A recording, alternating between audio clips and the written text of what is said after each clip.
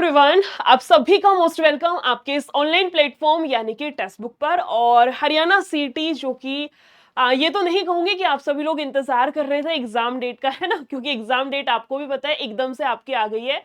और admit card भी मेरे ख्याल से आप सभी ने देख लिए होंगे। कुछ एक बच्चों के एडमिट कार्ड नहीं निकल पा रहे हैं, वो आपका एक अलग केस है, उसको कभी किसी और वीडियो में हम लोग डिस्कस कर लेंगे। अभी के लिए इस वाली वीडियो में जो हम लोग डिस्कस करने वाले हैं वो ये है कि मैम एग्जाम तो है लेकिन उससे रिलेटेड बहुत सारे डाउट्स हैं, क्योंकि बहुत सारे बच्चे ऐसे भी हैं जो फ्रेशर है, जो फर्स्ट टाइम एग्जाम देने जा रहे हैं, या कोई ऐसा भी स्टूडेंट है जो दोबारा जा रहा है, पिछली बार भी सीटी दिया था। तो भी एक होता है कि एग्जाम सेंटर पर जाने से पहले हम लोग देख जाएं कि क्या क्या हमें साथ में कैरी करना है, क्या कुछ हमें साथ में लेके जाना है, कौन कौन से डॉक्यूमेंट्स की हमें वहां पर नीड होगी, है ना।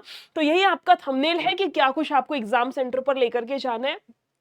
तो जो सारी चीजें हैं आप देखना, आपका जो एडमिट कार्ड है उसमें फर्स्ट पेज पे तो आपकी सारी चीजें, आपकी साइड में फोटो लग रखी है, इधर आपका रोल नंबर, डिटेल्स वगैरह सारी चीजें हैं। दूसरा जो उसका पेज है उसमें सारी इंफॉर्मेशन दे रखी है, कुछ पॉइंट्स बना करके दे रखे हैं कि क्या क्या आपको साथ में कुछ इंपॉर्टेंट इंफॉर्मेशन नाम से आपको एक वहां पर टॉपिक करके हेडिंग करके दे रखी होगी, और उसमें कुछ पॉइंट्स हैं। तो वही सारी चीजें मैं आपको दिखा देती हूँ, इस तरीके से होगा।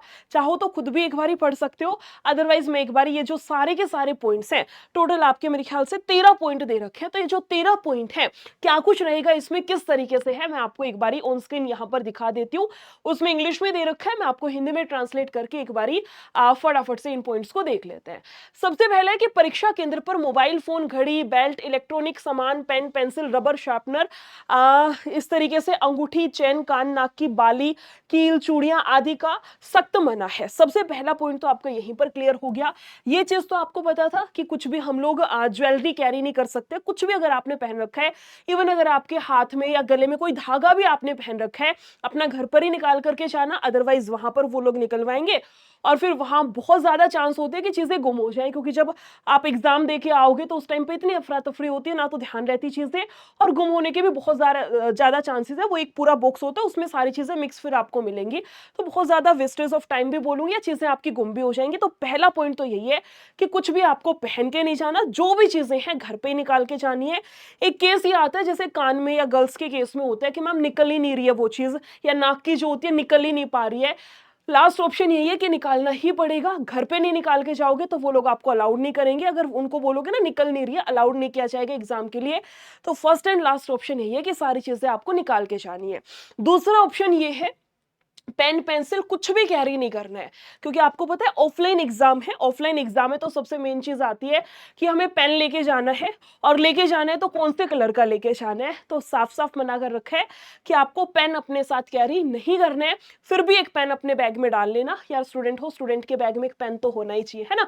एक पेन फिर भी बैग में कैरी करके रखना है, वैसे अंदर ले जाना आपको अलाउड नहीं किया जाएगा। अंदर जाओगे ना एग्जाम सेंटर पे, वहीं पे आपको पेन प्रोवाइड करा दिया जाएगा, ठीक है।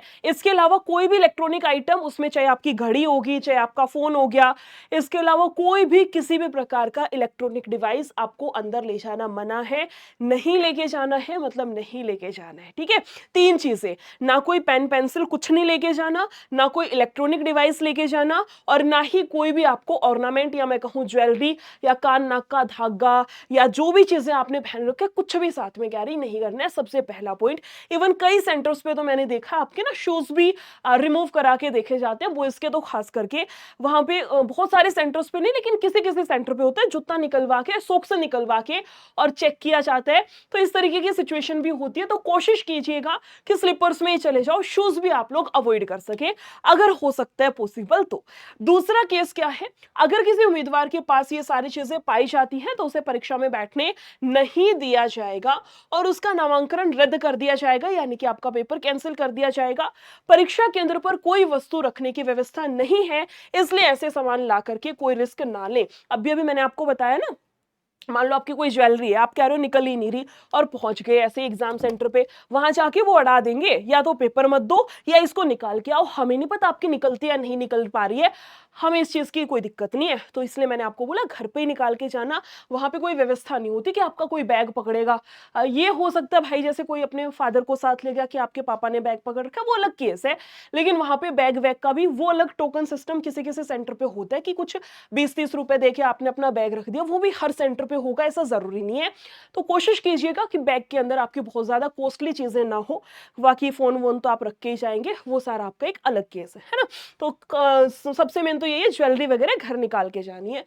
फिर बोला गया है चेकिंग के समय लग सकता है, चेकिंग में समय लग सकता है, इसलिए परीक्षा में चूड़ी, कड़ा, गहने आदि पहन करके नहीं जाने। अगर किसी धर्म या रीति रिवाज के कारण पहनना जरूरी है तो पहले पहुंचे।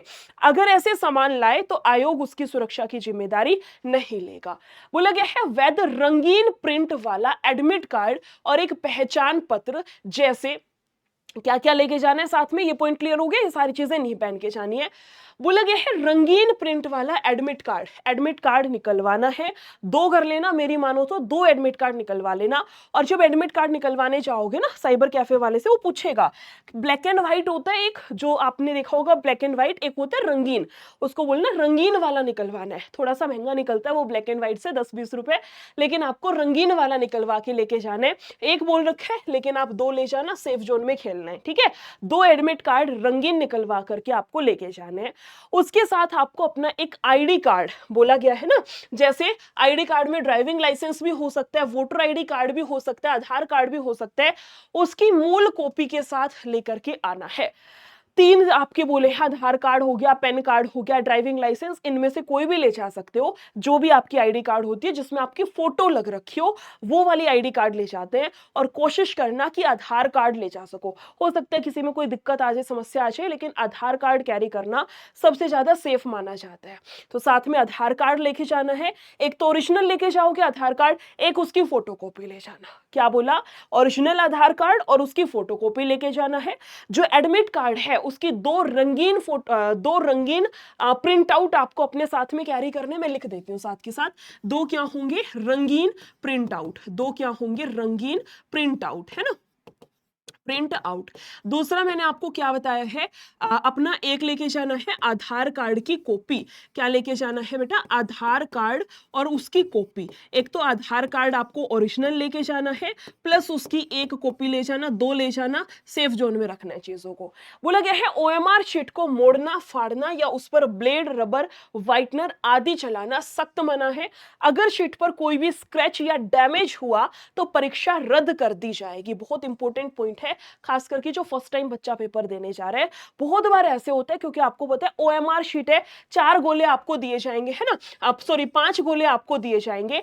आपने मान लो भर दिया कि इसका बी वाला करेक्ट है, बाद में कुछ देर के बाद आपको समझ आया अरे यार मैंने तो गलती से इसको गलत कर दिया, इसका बी नहीं होना था, डी होना था। तो उस केस में बच्चा क्या करता है कि डी को भर दिया, है ना, डी को भर दिया। अब वो कोशिश कर रहा है मैं इसको इरेज कर दूं जैसे तैसे, या तो उस पर नेल्स से करेगा, ऐसे ऐसे करके नेल्स से कि हट जाए, या फिर उसको बहुत सारे बच्चे करते हैं कि थूक लगा करके इस तरीके से कर दिया कि हम इसको इरेज करना चाह रहे हैं, या वहां पे कोई चौक वोक पड़ा होता है उससे भी करते हैं बच्चे कि चौक वोक से इसको ऐसे कर दिया।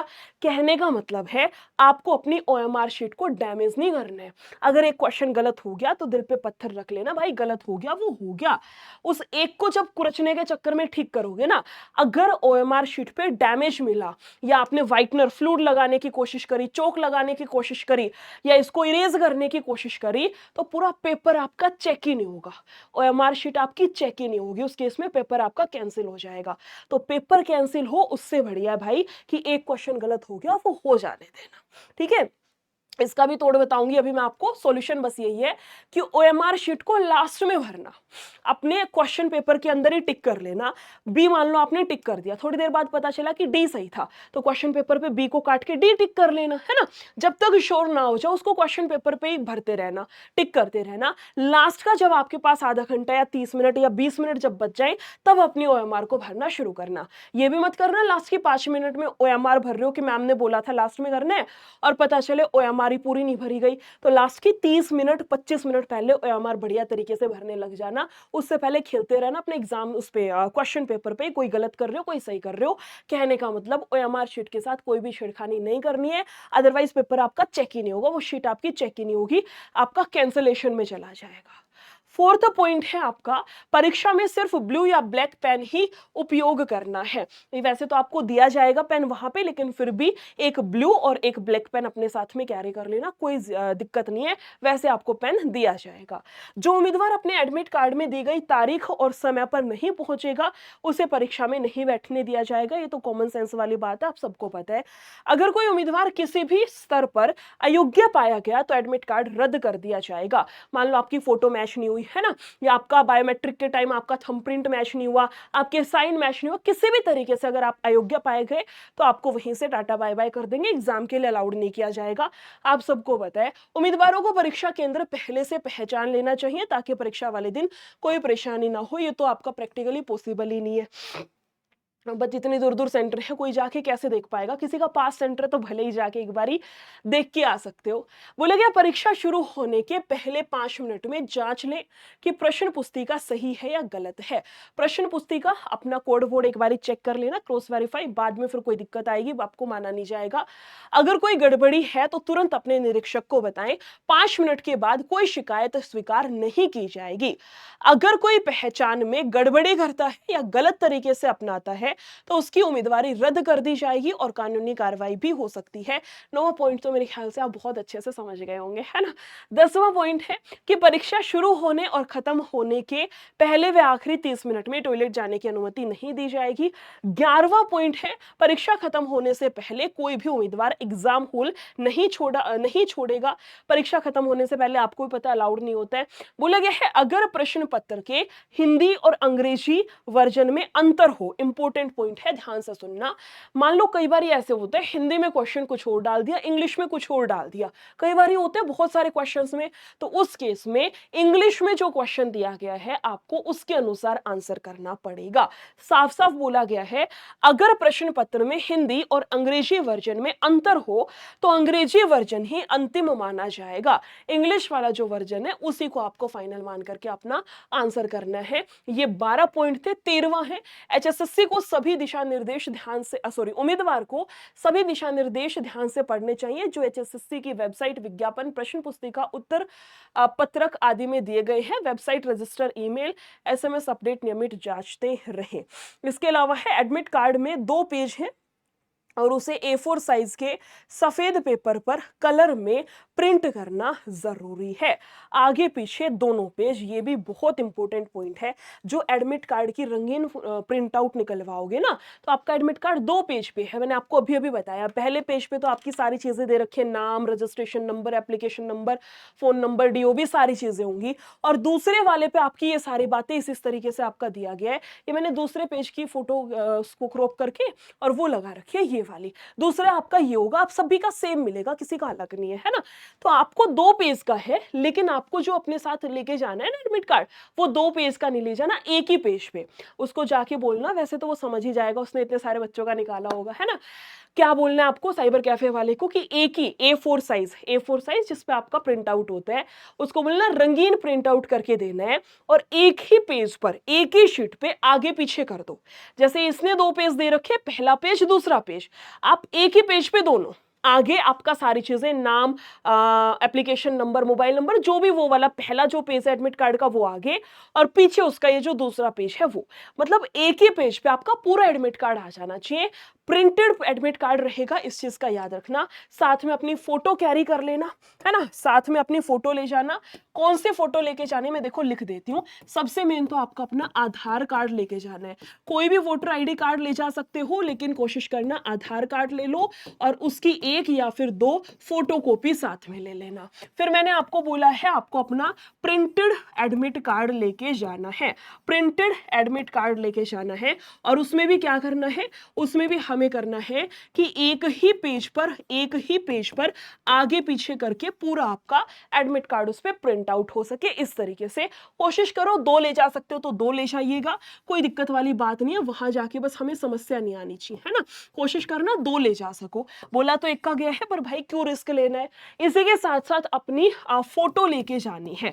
कौन से वाली फोटो लेके जानी है, कितनी लेके जानी है, 3 ले जाइएगा, वैसे तो 1 की जरूरत होती है, लेकिन 2 3 4 भाई घर ने भी तो रखी है ना, रख लेना अपने साथ, कैरी कर लेना, कितना ही वजन होगा उसमें, सेफ जोन में रहना है। क्यों लेके जाती है फोटो, उसका बस एक यही रीजन है, इन केस अगर उनको शक होता है कि ये बच्चा वो नहीं है जिसका कि फॉर्म भरा गया है, मान लो शक्ल मैच नहीं, या कोई भी रीजन उनको लगता है, उस केस में फिर आपका फोटो चेक की जाती है, और किसी पर्पज से नहीं बताया जाता, इसलिए आपको फोटो भी साथ में कैरी करनी है। कौन सी फोटो, जो एप्लीकेशन भरते टाइम फॉर्म में लगाई थी। इन केस अगर वो फोटो नहीं है तो एट प्रेजेंट की जो भी अपडेटेड फोटो हो आपके पास 4 दिन पहले, 2 दिन पहले की, वो कैरी कर लेना, और कोशिश करो वही वाली फॉर्म फिलिंग वाली हो। इसके अलावा पेन वगैरह कैरी नहीं करना है, लेकिन फिर भी अपना एक पेन बैग में डाल लेना भाई, कोई दिक्कत वाली बात मेरे ख्याल से है नहीं इसमें। वैसे पेन आपको आगे अंदर एग्जाम सेंटर में दिया जाएगा। इसके अलावा मैंने आपको सारी चीजें बताई, आंख कान नाक कुछ भी पहन के नहीं जाना है। अब बोलोगे आंख, स्पेक्स तो पहन ही सकते हैं ना, स्पेक्स पहन सकते हो, गई मैडम ने बोला आंख में भी कुछ नहीं पहन सकते। तो ये सारा सब कुछ आपका है। फिर भी कोई दिक्कत हो, डाउट हो, समस्या हो, कमेंट सेक्शन में पूछ लीजिएगा। एक और इम्पोर्टेंट बात मैंने आपको बतानी थी, जैसे आपके पास 5 सर्कल आएंगे है ना, गोला भरने के लिए हर क्वेश्चन के अंदर 5 होंगे, A B C D E, A B C D E 5 गोले आपके ओएमआर शीट में होंगे। ई वाला इसलिए है कि आपको उत्तर नहीं देना है कि ऑप्शन इसका करेक्ट आंसर ए है, बी है, सी है या डी है। 5वां ये है कि हमें उत्तर ही नहीं देना है। क्यों नहीं देना है, मान लो आपको लग रहा है मुझे इस क्वेश्चन का आंसर नहीं आता, पहली बात तो बेवकूफी है भाई, नेगेटिव मार्किंग है ही नहीं, तो इस ऑप्शन की तरफ नजर डालना ही मत, चारों में से ही कोई ना कोई छाप के जरूर आना है ना, क्योंकि नेगेटिव मार्किंग है ही नहीं। फिर भी अगर मान लो लगता है मुझे आंसर ही नहीं देना, कोई इंसान इतना मूडी है, तो उस केस में आपको ई को टिक करके आना है कि मुझे आंसर ही नहीं करना है, ठीक है।